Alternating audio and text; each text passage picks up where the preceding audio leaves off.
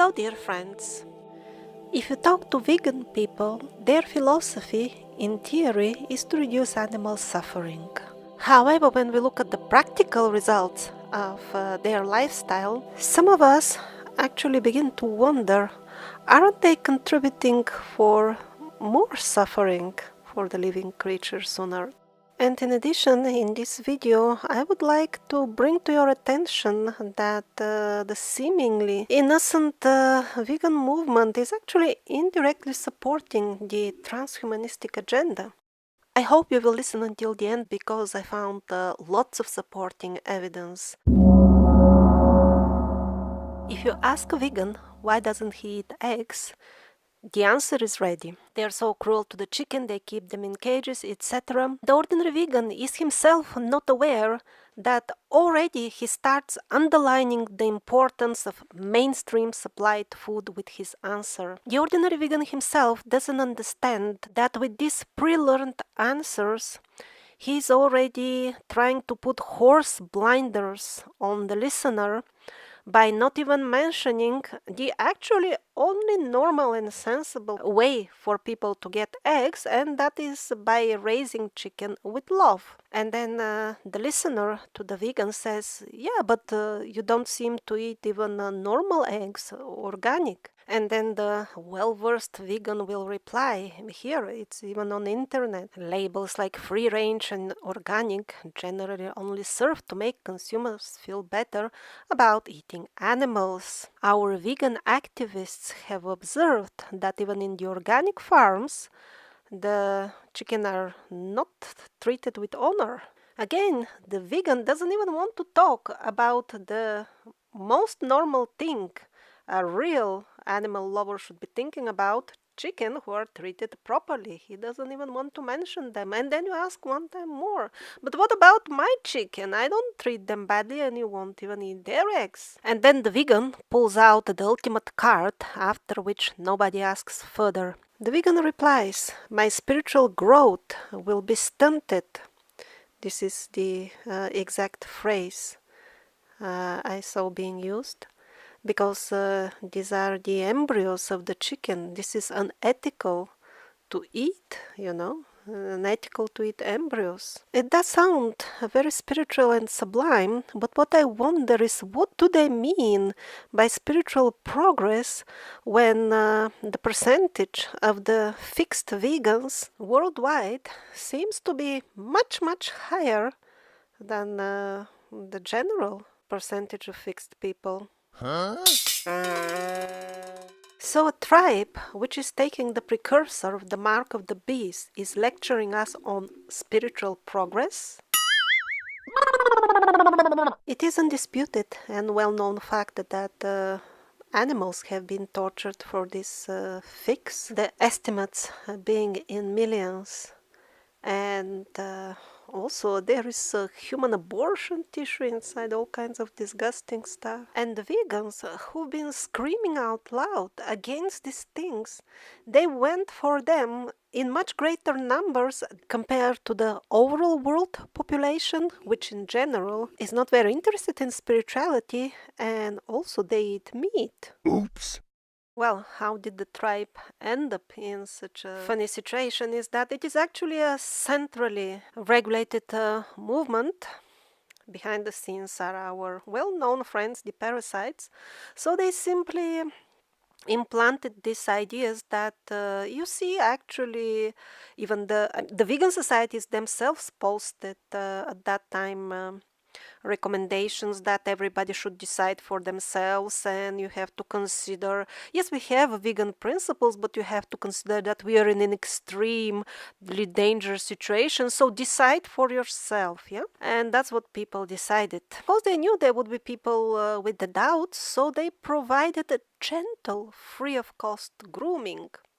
An example from PhD, yeah.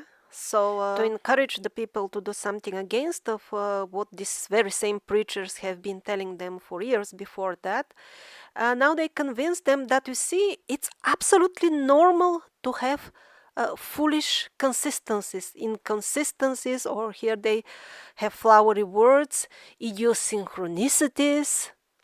The gist of the article is absolutely fine. Be yourself, make things which don't make sense. Although you're a vegan, take it, although it doesn't make sense.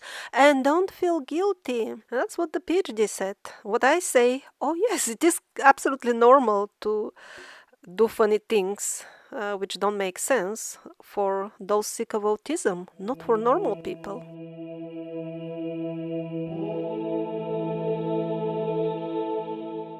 And if you think that, okay, I'm a vegan, but I didn't get jabs, so this doesn't refer to me, you are wrong, because you didn't fall in this trap, but still you are a member of the tribe. This time you escaped safe, but in future there will be way more difficult situations. You will be anyway in severe hardship, and you don't want your tribe dragging you in the wrong direction and make the hardship even worse. I beg you to listen until the end of this video.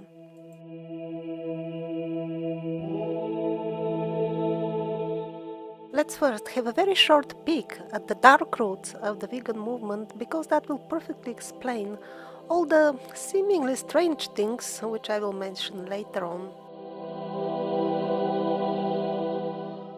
At least some 2/3 or maybe even 3/4 of the ancient people had some sort of vegetarian or very similar to vegetarian, usually priestly class.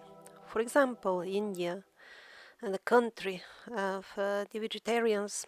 In Ayurveda, they described actually the health benefits of the different types of meats. And yet, for the people who are interested in higher consciousness, they recommend being strict vegetarians. So, people were not fanatic at that time. They also understood that God gave, for example, carnivorous teeth to people and other body features. So, that was at least a hint that at least some people, at least in some circumstances, were supposed to eat meat by divine design. And along with that, there were always other people who didn't want animals to be butchered for their meal. That's why they were vegetarians. And they were healthy and happy and grew non-toxic vegetables in their small gardens. Vegetarianism was very prominent in Buddhism, Hinduism, Jainism, Sikhism, which are actually one and the same religion, as I have explained in older videos. But let's not get distracted. In Christianity, historically, at least the monks and often even laymen were vegetarian or almost vegetarian. But as the time went on and Christianity degraded, that became less and less common, and now it is practiced, I believe, mostly amongst Orthodox monks only. There is no mention in it by the modern Catholics, but historically also the Catholic monks, they were also almost vegetarian. In the Islamic scriptures, I found only one very vague hint towards vegetarianism. It's not widely quoted, but also other minor religions like the Baha'i and others, they definitely have references of vegetarianism being recommended for people who want to achieve higher states of consciousness. That's how it was. But when the parasites weren't comfortable with this situation, they applied their usual tactic to take a good concept, twist it just a little bit and use the good parts for bite, gain followers and lead them to the ditch. Veganism did not sprout out of the masses. It was centrally introduced and orchestrated. They found rebels amongst the vegetarian society of that time and made this heresy. And they said, you see, we the vegans, we know better. We are even less violent than vegetarians. We take it to another whole new level. And then they hired tested, seasoned prostitutes loyal to the dark side to make movies and post on social media that if you become a vegan, you will save animal lives and you will save the planet from CO2. Yes, the CO2 scam was one of the main ideological traps which they used.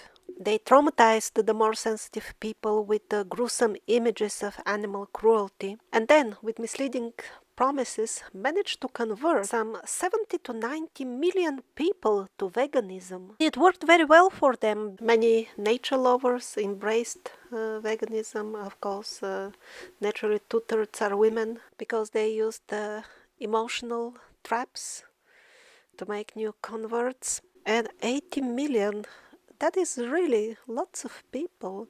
That is like the entire population of a very, very big country. If all these people, all these millions, would have turned to natural living in nature instead of chewing on Monsanto imitation sandwiches just because they are labeled as vegan, that would have had a positive, tangible impact on the entire world. So the vegan trap is very cleverly designed. They managed to trick the most emphatic and compassionate people on earth. And again, what about those vegans who actually do live in nature and try to be self-sufficient? Well, they do it not because they're vegan, but despite being vegan. Let's imagine the vegan movement didn't exist.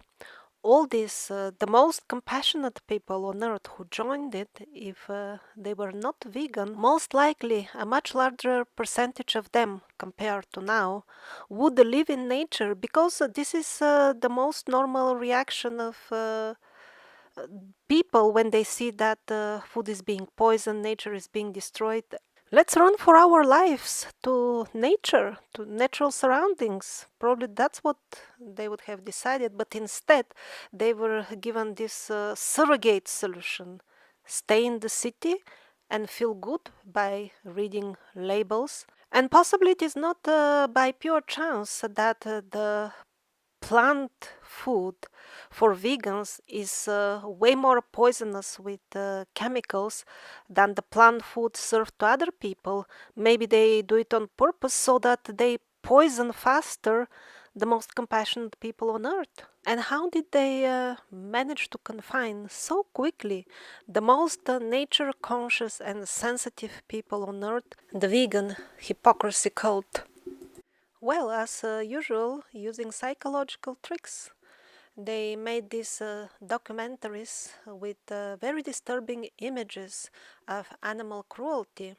And after that, instead of offering them the traditional and the normal solution to raise plants and animals with love instead of cruelty, using the fact that the people who have seen the disturbing cruelty images are already in disoriented state of shock. In that moment when they are susceptible, they sold them this surrogate toxic doctrine that you can be kind to nature by supporting city life, living disconnected from nature and relying solely on the honesty of labels. And that's where the vegan hypocrisy shines best. When it comes to organic eggs or organic meat labels, of course they know that's a lie, they're not really organic. But when it comes to the labels of plant food, or at least food which they think it's plant, then it is acceptable, then it is not fraud. And reading and believing without questioning vegan labels is the topmost tenet of their religion. I have also seen it in person and also the online materials. This is like really the most important, to constantly read labels and believe them. And thus, blinded by the label reading cult, they swallow all the Monsanto. And they tell you that every day I'm saving one animal. Yes, you are saving one animal because you don't eat it, but how many animals die because to plant your Monsanto things, they're destroying entire farms and they're spreading poisons which maybe even kill more than the animals you save here. And I carefully researched and read lots of materials on the topic of how exactly and practically the vegans fight animal cruelty. And nowhere in their manuals and instructions and websites and anything was there even a mention for the most obvious solution: become self-sufficient, grow your own food. They are only told to stay in the city and actively preach to recruit more fanatics. And even harass small farmers. Yes, instead of becoming farmers, okay, vegetarian farmers, not necessarily meat farmers, they harass the farmers, even reaching to the point of criminal activities. And if you think that, okay, these are some fanatics, I have nothing to do with that, I'm not that type of person, you are not exactly right, because by being in that tribe, you're indirectly responsible also, a fraction of it. And the other thing is, maybe you're not making gross mistakes like them, criminal activities against small farmers. But what is the guarantee that you're not doing small, subtle mistakes in your life, which may cost you your health or some other problems of which you don't know the origin? It is quite possible, because veganism is a dangerous cult. So after they set up everything behind the scenes and made their propaganda, they started the new movement. Whom did they manage to convince? Most of the people who joined are very young people from urban origin. Of course, you cannot convince people who are connected to the land into such things with great success. And also the statistics clearly show, and I have seen that with my own eyes, they managed to convince the woke people, those who nowadays wholeheartedly embrace the transhumanistic ideas and devilish new fashions. That type of crowd felt that it resonates with them. And because these are city people, they just eat Monsanto meat substitutes. If it is written on the label that it is organic, it is just fine, even if it contains the burial ashes of their grandparents. Like what I mentioned in the previous video, I was chatting with a viewer of the channel, and he was really, are they putting my, ancestors in the sausages? Is it really true? And so I told him I heard it in the Russian original, and they were quoting a German source of a member of the tribe, which one should not mention on YouTube. Of course, I have not seen it with my own eyes, but let's look at some facts. Number one, the Satanists are pulling the strings of the organized society nowadays. Number two, when somebody does a black magic, the first thing, the ABC, is to put the black magic substance in the food. That's the start. That's in all cultures which do black magic. Fact number three, cremated or non-cremated remains of humans are extremely powerful objects. Like, for example, the remains of the saints, they from them fragrant oils come out. It is very common. It is not just once or twice. It's the rule. That's how they confirm that they are saints. And the dark opposite of that is burial ashes from a dark ritual. Of course, they are the most potent thing you can imagine in black magic. So, and on the top of that, keeping in mind that it will be extremely easy for them to organize such blessing ceremonies. And we even have one testimonial that is going on. I mean, in overall, what are the chances that they are already doing it? In the Russian original, there was a mention of the McDonald's brand in relation to the sausages. And when the person with whom I was talking heard that, he remembered an old story from the dawn, the beginning years of McDonald's. There was a story of them selling fresh human flesh. So maybe they have tradition in that. So I would be personally very surprised if it is not true. Because, okay, maybe 5 years ago, I would say, oh, wow, maybe they would have some fear or some shame to go that far all of a sudden. But seeing how far are they going now and how rapidly they get more and more shameless, I would say nothing could surprise me anymore. And there are quite few corporate big companies like McDonald's, which are famous for human abuse, animal abuse, putting unimaginable poisons in their things, and yet when they introduce their all veggie, all new burger, the vegans flock there and rejoice and hail. Yeah. Because if a particle of their grandma was in the burger, of course they would put it on the label. Come on. One of the reasons for taking a more than a month break from making videos before the last one was that actually I got poisoned from milk powder, because sometimes I like to make chocolate without sugar and without any caffeine, and I was making that all these years, but then I just changed the brand of the powder milk.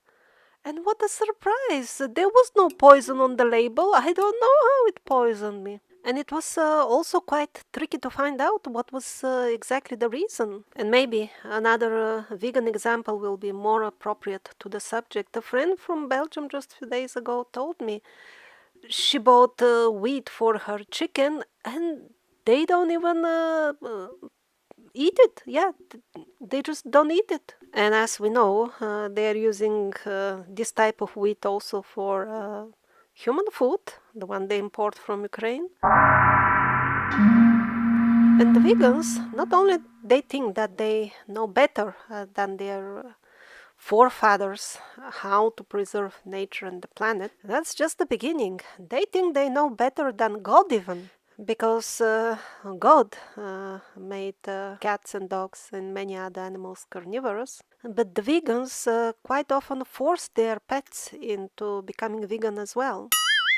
So the vegan says he's the most ethical to nature person on earth, and yet his own dog doesn't think so, of course, if he's fed Monsanto instead of meat.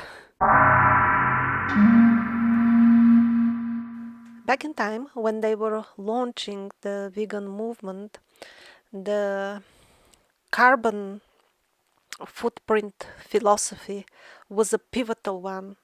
It was not yet so widely known what a dangerous scam that is, so it worked at that time quite well. Now when they preach, they mostly use, vegans fight pollution. They avoid a little bit the carbon footprint thing, because not so many people believe in it. But how true is it that being vegan stops pollution? It seems not at all. Because, first of all, the vegans are predominantly city children. They don't understand in reality what does it mean ecosystem. You don't have only plants in the ecosystem, you also have animals, you have predators. And if you disturb that delicate balance, you will find the hard way that you're not smarter than God. So the vegans don't look at the big picture of the ecosystem. They're satisfied with an extremely simplified example. You see, for one vegetable meal, you make less pollution than for a meat dish. Well, even that is not true actually, because they don't take into consideration that because they mostly remain in the city, their plant meal requires lots and lots of transportation. And also, you can't just chew grains directly. They require lots and lots of processing, especially to create the variety of the vegan meals. All this is done in factories which create heavy pollution. The vegans are blind for that. But mostly, what is the most sad out of the story is that they eat these over-processed and overloaded with chemicals meals, and thus they mistreat their own human body.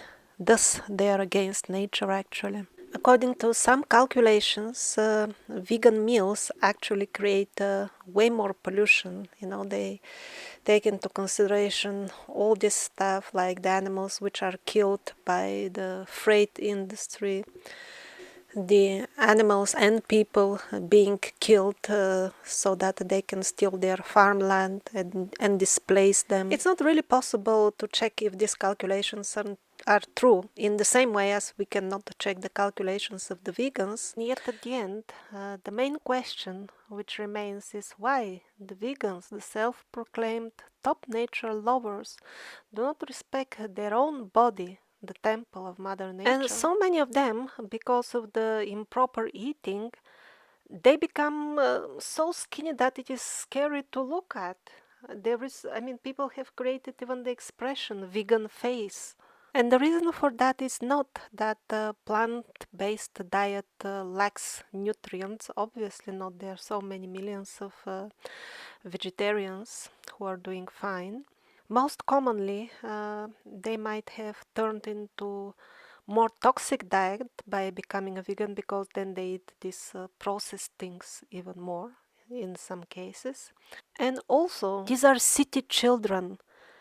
They're getting their food only in the supermarket, because that's the place to get those super important labels to read. And the supermarket food is poisonous. Especially the bio and organic food is more poisonous than ordinary. This I know directly from a person who works for such a lab for bio products. So it's normal that they get more poisoned food. And of course, small percentage, we know that from the ancient Vedic scriptures, but again, this is very rare, is people who actually really suffer because they don't eat meat. There are a couple of categories of such people, and I will mention them at the end of this video.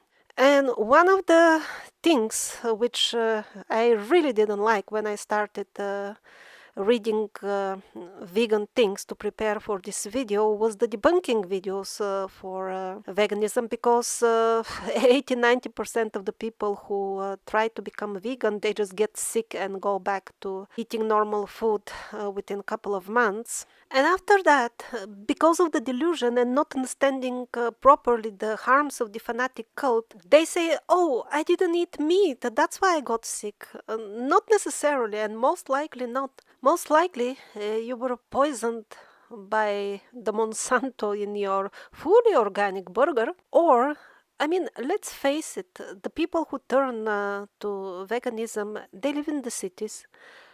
They go to work. They don't have time to prepare proper meals. They don't have time to cook 5 hours every day to prepare all these fantastic vegan dishes, as seen on the vegan advertisement productions. Most likely, the only option you were left with while being vegan is to grab something with attractive label from the supermarket, something which has been reduced to almost zero nutrition by the processing plants. Most likely, another major reason for people turning sick when they become vegans is that it is very common for people to fall into this advertising that become vegan to lose weight.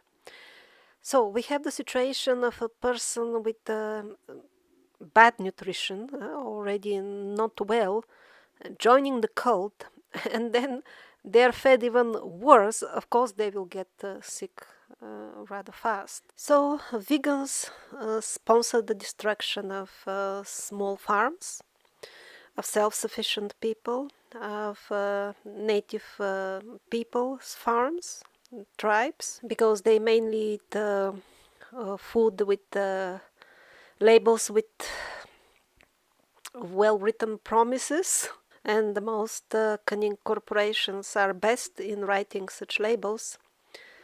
So the vegans sponsor them, and they organize the destruction of small farms and wildlife. Lots of wildlife is killed with all these pesticides and Roundups and all other poisons from the corporations. Unknowingly, they also support the murder of native people done by the corporations to free land. And we know of such cases, but I suspect they might have been much more than it is reported. So this was just the sad beginning of the movement. From now on is the rapid downhill. Since vegans are more inclined to woke ideas in general. They will be more compliant with the new parasitic order, and in this way they will help in blowing up the entire ecosystem on Earth. And by the way, if you wonder where did I find that data, that the percentage of jabbed vegans is far bigger than the average on Earth, the answer is I calculated it in a very approximate way like this. Since exact statistics on this topic were not available, I took individual country statistics that was available. So in UK, which is one of the top vegan countries, 87% of the vegans got the fix, compared to 90% of the ordinary people. As you can see, the difference is almost negligible. And keeping in mind that they were exempted from the compulsory vaccination groups. In addition, I found an official document of a dangerous group of people who do not take the fix. And there were people with all kinds of beliefs, but the vegans, they were definitely not even mentioned. And also the fact that the vegan philosophy resonated mostly to people who are found in the countries where brainwashing is stronger and where the fixation is much higher. That by itself already should ring some bells, hopefully. Somehow they couldn't convince the people to subscribe to the vegan propaganda in the countries with traditional lifestyle where people are still near to the land. So the numbers show clearly that those who bought the fixed propaganda, they're also more likely to bite on the vegan propaganda. I want to show you what kind of unbelievably weird stuff I found, much to my surprise, while browsing vegan resources yesterday. So Mr. Wilson changed his mind about biophilia. He's not sure it is innate in every person, and biophilia is the new name for the feeling to belong to nature. Wow! Wow, I didn't know they have reached that far in their transhumanistic propaganda. It is scary that such materials exist, and I found it on one of the most famous vegan websites. And people actually read and absorb this stuff. And the big vegan websites appear to be so scientific. Everything is confirmed by the studies of the World Health Organization. Even the eggs are bad, milk is bad. And of course, everything besides printed meat will be bad shortly. And here is the funny situation. Ideas like the 15-minute cities, they get relatively more support from vegan communities than ordinary people, because the vegans think that this will save lives or something like that. So they're more likely to fall into that trap, more likely to be in the city when the big collapse starts. So the starvation will start first there, and before it was only in the prophecies, but now I see some confirmation in the news also. Cannibalism will be becoming much spread, and the confirmation I mean is from Haiti, where the gangs took over large regions, and yes, they are turning cannibalistic. And self-appointed society managers like that. They're exporting already such gangs to US. How long will it be before they do the same initiatives in Europe? Not decades, not decades. So when that happens, these very same vegans who now think that their movement is all about not killing animals, they may end up killing more than the other people, and not only animals but humans as well. If most vegans decided that COVID is an enough of emergency to break their rule of not taking animal products, then when the time of upheaval and extreme deadly hunger starts, obviously that will also qualify than more of a sufficient ground to break the rule again and become cannibal. While on the other hand, if they would not have become a member of the vegan tribe alone, this would be compassionate people, and they might have decided, if they were not influenced by vegan philosophy, to actually become self-sufficient and grow vegetables in the countryside. So basically, for those who engineered the vegan movement, it turned into a grand success. They managed to influence some 1% of the world's population just by, propaganda on the social media and turned them into label readers instead of self-sufficient people.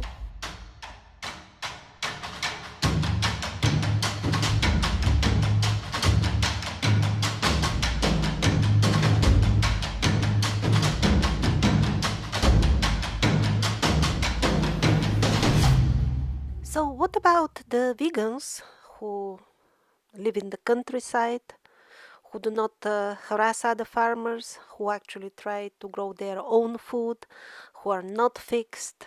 Aren't they a proof that the vegan movement is not really as dark as I'm trying to depict it? No, because they are such people, but they were lucky and they are not the majority. It's like this: when people go fishing, they use bite, which is food which is nutritious and good actually for fish. There is nothing wrong in the bite itself. And in some cases, the fish get away with the bite without being caught. So good for them. For some reason, were they smarter fish? Did they have good luck? It's okay for them, but not for the majority of fish. And even if they have been lucky so far, this doesn't mean that one day, if they continue to be amongst fishing bites, it will end good for them. In the same way, the engineers of the vegan movement, they borrowed lots of good stuff from the vegetarian philosophy to use it as a bite because they were hunting for good-hearted people who would get attracted to the ideas of compassion. If you are a vegan yourself, even if you have not fallen in any of the traps set by the engineers of the movement, still, just with your very membership, by giving attention and publicity to this movement, you're contributing a very minute fraction of your life force to this not very good cause. It is always wiser to follow our forefathers. They did know better, especially about spiritual things. Be vegetarian. And in general, don't you feel that at the current moment is not so important to bother about nutritional issues and what exactly food you eat, as long as it is human, grown by yourself or collected from the wild around you, keeping in mind what kind of disgusting stuff and black magic they put in things from the supermarkets? Is it really worth to risk eating that just for the sake of sticking to given diet? Well, I don't know. For me personally, not. If one day I will have only the choices of eating printed supermarket food or really organic meat grown locally, I will definitely go for the second, although I'm kind of vegetarian. The real motives of the vegan movement is to create hostility towards the farmers because they are planning to organize this starvation and distribute just a bit food to those who are stamped with 666, and the farmers are an obstacle. And also, another goal of the vegan movement is to subtly groom humanity that something grown in a lab is actually better than a real egg from your backyard. And of course, they will be, or possibly even already are, using cells from dead animals and aborted human material, probably even corpses, all kinds of disgusting stuff when they do this grown in a lab thing. But because it's not on the label, the vegans think that it is vegan.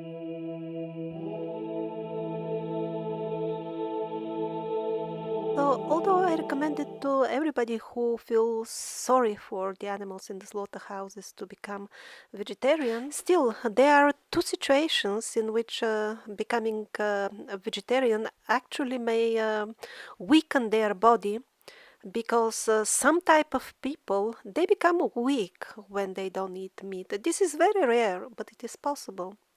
The first type is people who, for one reason or another, believe that they usually believe in nutrition theories. They think that there are certain ingredients in meat which, if they don't get, they will get sick or weak. Well, why would such people become vegetarians to start with?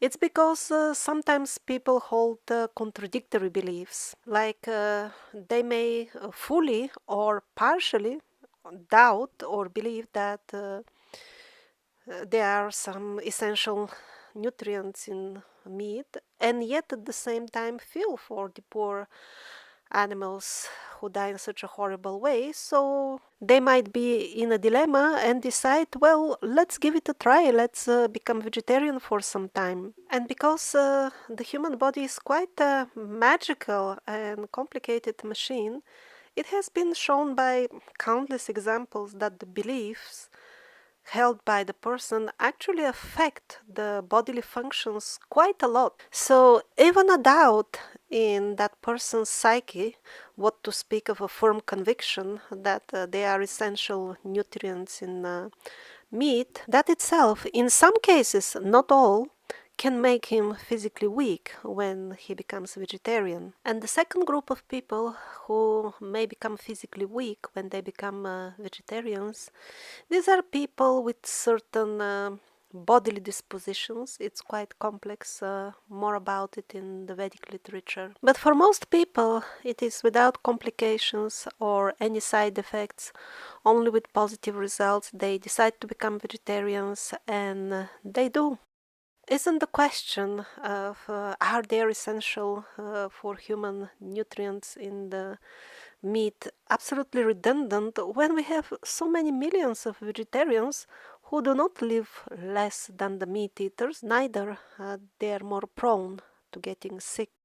Although some individual sicknesses are more common amongst the vegetarians or amongst meat eaters, still, as a whole, neither of them is healthier, at least in the current state of affairs. Probably historically the vegetarians were healthier, but that's another question. And by the way, there is some evidence suggesting that Christ himself preached being vegetarian, and vegetarianism was very, very common amongst early Christians.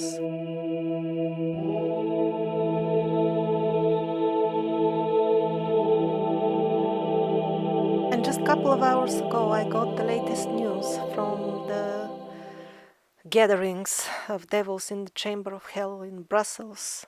Number one, certain types of genetically modified food is not required to have mention in the label of the products. And if you are manufacturing it, don't you worry, because nobody will be checking if you don't put it on the label to which group your genetic meat printed belongs, because number two, no testing required. And then number three, during the last gathering, all farming in general, has been identified as ecocide. This is a legal term for a heavy criminal offense. So, for farming activities of all type and description, one could be prosecuted as a murderer of Mother Nature. And by the way, if you become vegetarian instead of vegan, this doesn't mean that you have to drink the milk of tortured cows. Yet, on the other hand, I would highly recommend you to eat milk products, not exactly milk as such, but especially yogurt made from real milk with live culture. Because these milk products, according to the ancient Vedic literature, they're the most precious and intelligence nourishing food for humans. Because believe me, the Vedic people knew much more science than the World Health Organization.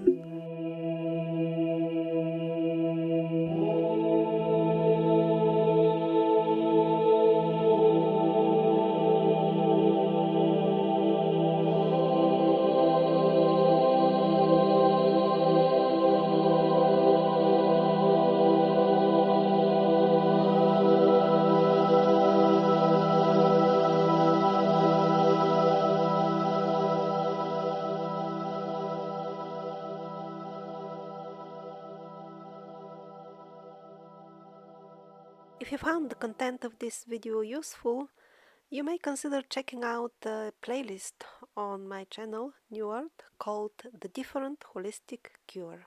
Have a nice day.